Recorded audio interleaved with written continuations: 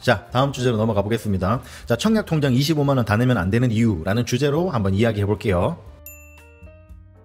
안녕하세요, 매소남입니다. 2024년 11월 청약통장 제도가 개편됩니다. 이제 지금까지의 월 인정액은 10만원이었는데 25만원까지 증액이 되고요. 금리도 0.3%가 증가됩니다. 최근에 거의 청약통장 수백만 개가 해약됐다 이런 뉴스가 보도된 적이 있는데, 청약통장 인기가 바닥으로 기우고 있는 이 시점에 청약통장 인정액 증액이 도대체 무슨 의미가 있는지, 이 정책이 왜 펼쳐져 있는지 여러분 궁금하지 않으신가요? 아무리 봐도 정부에서 삽질하고 있는 것처럼 느껴지기도 하잖아요. 거기에 더해서 그래도 25만원까지 한 달에 15만원씩 더 넣어야 되나? 한 20만원 정도만 넣을까? 이런 거 궁금하실 거예요. 이런 것도 조금 궁금하시겠죠? 따라서 이제 이 뉴스가 시사하는 바가 무엇인지, 그리고 나에게, 그리고 한국 경제에 직접적으로 어떤 영향이 있을지 궁금하실 거라고 생각이 드는데요. 자, 청약통장 무엇이 어떻게 바뀌었는지 저랑 같이 알아보도록 하겠습니다. 자, 오늘 기사는 서울경제 한동훈 기자님입니다. 자, 이렇게 계속 하다 보면은 이제 기자님들 이름도 슬슬 외워지게 될 것 같아요. 자, 이런 식으로 이제 기사가 짧게 나와 있는데, 자, 요약을 해왔으니까 함께 보도록 하자고요. 자, 첫 번째 11월부터 2024년 11월부터 주택청약 종합저축의 금리가 0.3%가 인상이 된다. 월납입 인정금액이 10만원에서 25만원으로 증액되었다. 그리고 이제 기존에 여러분 청약예금, 청약부금, 청약통장 이렇게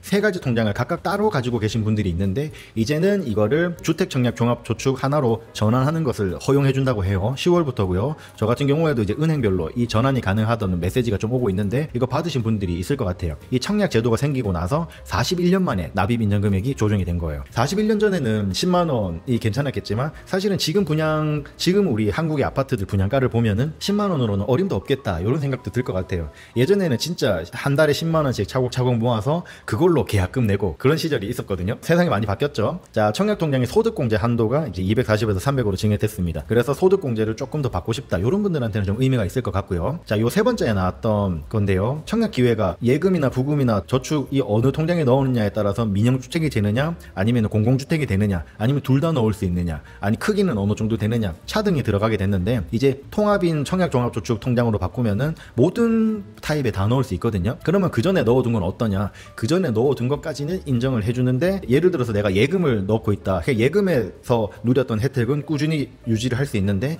그 외적인 것은 신규 납입부터 이제 실적이 인정된다고 해요. 통장 하나로 관리가 가능하니까 여러분들 혹시나 따로 통장을 관리하고 계시다면은 이번에는 합치셔야 됩니다. 우선 청약통장 개편 내용부터 요약해보죠. 이제 첫 번째는 납입 인정 한도가 25만원으로 상향된 건데, 원래는 이제 이 기존 금액이 10만원이었어요. 전에는 최대 50만원까지 납부가 가능했는데, 그 중에서 10만원만 적립금으로 인정을 해준다라는 거였는데, 이제는 25만원까지 인정을 해준다. 그러니까 50만원씩 저축하면 25만원까지 인정해주고, 25만원까지니까 25만원만 넣으셔도 되고, 금리가 0.3% 올랐기 때문에 50만원까지 넣는 것도 그렇게 나쁘진 않겠죠. 두 번째로 이제 통장 하나로 모든 청약을 넣을 수 있게 되었다. 아까도 말씀드렸지만 이제 주택 청약 종합저축 통장 하나로 통합이 되는 것 같습니다. 만약에 청약 부금 통장을 가지고 있다, 그러면 전환을 하셔도 예금에서의 혜택과 저축의 혜택은 신규 납입분부터 예금인의 저축에 해당하는 부분은 1회차로 본다. 이렇게 보시면 좋을 것 같아요. 예형을 보면은 이게 왜 그러냐면, 이 어떤 통장을 넣느냐에 따라서 국민주택과 민영주택에 이제 동시에 청약을 할 수 없는 경우가 있었거든요. 이 통장들은 이제 2015년 9월에 이제 신규 가입이 중단됐다고 해요. 이제 그럼에도 이제 이때까지 넣었던 게 아까워서 계속 넣으셨던 분들이 있으셨을 텐데, 이번 기회에 주택청약 종합저축으로 갈아타시면 될 것 같습니다. 갈아타도 기존의 통장에 가지고 있는 효력이 유지된다고 이제 못을 박았으니까 너무 걱정 안 하고 옮기시면 될 것 같습니다. 자, 세 번째, 소득공제 혜택을 더 많이 누릴 수 있게 됐는데요. 이제 우리가 예를 들어서 한 달에 20만원을 넣었다. 그러면 1년에 이제 240만원을 맞춰서 소득공제를 240만원까지 해줬는데, 이제 300만원까지 증액이 됐으니까 쉽게 말해서 한 달에 25만원씩 넣으라는 뜻이겠죠. 문제는 뭐냐? 연봉 7천만원 이하의 무주택 세대주한테만 해당된다는 겁니다. 2025년부터는 무주택 세대주와 그 배우자까지도 확대 적용됐는데, 여기 조금 애매하긴 해요. 어쨌든 이렇게 300만원까지 확대됨에 따라서 300만원의 40%인 120만원까지 소득공제가 가능해졌습니다. 소득공제가 추가로 필요하신 분들한테는 청약통장도 하나쯤은 가입해 두실 필요가 있을 것 같습니다. 그래서 25만원을 다 넣어야 되냐 말아야 되냐, 간단하게 국민주택을 노리신다면 25만원을 납부하시고요. 그게 아니고 그냥 나는 일반 아파트, 그냥 브랜드 아파트에 그냥 로또 분양, 제가 지난 영상에 말씀드렸던 대치 에델루이 이런 데 들어갈 거야. 그러면 민영주택이기 때문에 굳이 25만원 넣을 필요 없습니다. 국민주택 같은 경우에는 우리 국가나 이제 지방자치단체, 그러니까 LH나 SH 같은 이제 지방공사에서 건설하는 주택을 말해요. 웰카운티라거나 안단테 혹은 LH라고 직접 적혀있는 그런 아파트들 있잖아요. 예, 그런 아파트들은 공공임대로 들어가거나 공공분양으로 들어가는데 이 국민주택은 공공분양으로 들어갈 때 25만 원이 필요하다는 건데 그런 곳을 노리고 있으신 분들은 이제 25만 원까지 증액을 하셔야 돼요. 이제부터 청약통장을 놓으시는 분들한테는 솔직히 무슨 의미가 있느냐, 솔직히 조금 어렵긴 할 거예요. 이미 10년 20년씩 놓고 계시는 분들이 있기 때문에 지금 내가 이거 넣는다고 해도 어렵긴 할 거예요. 이게 왜냐면 전용면적 40제곱 이하는 납입 횟수를 보고 전용면적 40 초과는 저축 총액을 봐요. 어쨌든 여기를 넣으시는 분들은 보통 맥시멈으로 다 넣을 거기 때문에 아직까지 분양이 안 되신 분들은 저축 총액도 많을 거고 납입 횟수도 아직 길 거예요. 그래서 이제 LH에 59나 84 타입에 들어간다면은 그런 분들이 다 가지고 간다 이렇게 보시면 될 겁니다. 이제 그게 아니라 나는 진짜 결혼 안 하고 평생 혼자 살 거야, 그렇기 때문에 뭐 대단한 주거가 필요한 건 아니야 라고 하면은 25만 원씩 꾸준히 저축한다는 마음으로 넣으셔서 이렇게 12평대 이렇게 되면은 거실 하나에 방 2개 있는 되게 이제 오밀조밀한 그런 작은 아파트에 들어가실 수 있거든요.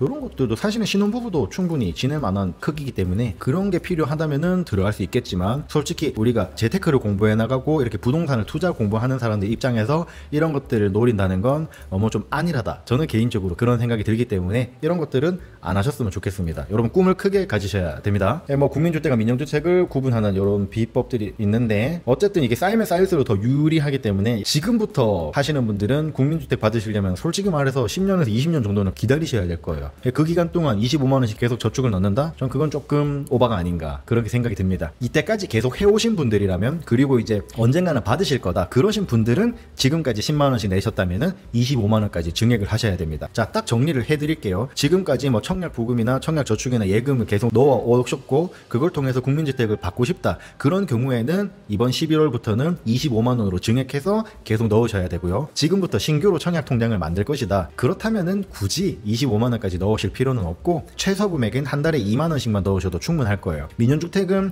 예치금이 얼마냐, 그 다음에 가입 기간이 2년만 넘어도 바로 1순위가 되기 때문에 그냥 2만 원씩 24개월 넣는 거, 예치금 조건 맞추는 거 이렇게만 보시면 되고요. 그런데 나는 160만 원의 소득공제가 필요해, 이럴 경우에만 25만 원을 넣으시면 된다. 이렇게 정리하도록 하겠습니다.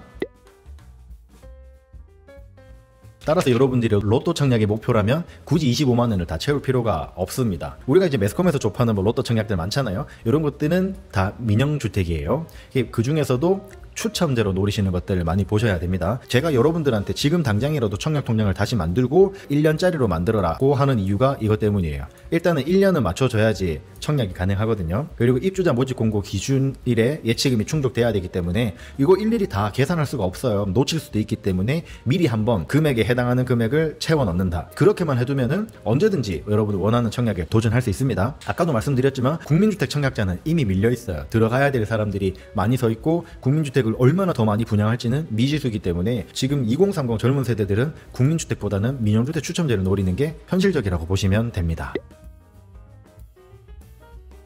자, 이 기사를 좀 논평을 해볼까요? 이번 기사의 쟁점은 이제 주택도시기금 적자로 기금을 충당하기 위한 정책이라는 비판을 피할 수 없다는 점입니다. 이 주택청약 종합저축을 통해서 저축된 돈이 그냥 은행 창고에 쌓이는 게 아니거든요. 이게 주택도시기금으로 이관이 돼서 도시기금에서 다양한 주거정책 비용으로 사용돼요. 대표적인 게 디딤돌 대출이죠. 디딤돌 대출을 해줄 때 기금자원으로 해주는 거기 때문에 싸게 해줄 수 있는 거고, 청약통장을 국민들이 많이 넣어야지 여러분 디딤돌 대출이나 보금자리론 이렇게 정책 대출을 쉽게 받을 수가 있어요. 근데 문제는 뭐냐? 이게 주택기금을 통해서 이번에 우리가 한창 시끄러웠던 건설사 PF를 막는 데 사용했다는 비판이 제기되고 있기 때문이죠. 정작 서민 주거를 위해서 사용되어야 될 주택도시기금이 건설 대기업들을 살리는 데 사용됐다는 비판 때문에 이제 문제가 되는 것 같습니다. 물론 아쉬운 건 이런 디딤돌이나 버팀목 등 이제 서민 주거 안정을 위한 정책 대출을 위한 재원을 공급하는 데 소중한 자원이기 때문에 사실은 진짜 전 국민이 청약을 넣어줘야 되는 것도 맞긴 하거든요. 국가가 아무것도 안 하는 것 같지만 사실은 이 땅에 숨쉬고 살면서 보고 듣고 느끼는 모든 것에 비용이 발생합니다. 여러분, 하다못해 조합원 아파트 하나를 건설하더라도 이게 예를 들어서 주변 학교 사용량이 증가하게 될 거거든요. 예를 들어서 대치 에델루이가 들어오게 되면은 바로 옆에 있는 휘문고등학교의 고등학생 숫자가 증가할 수밖에 없게 된다는 거죠.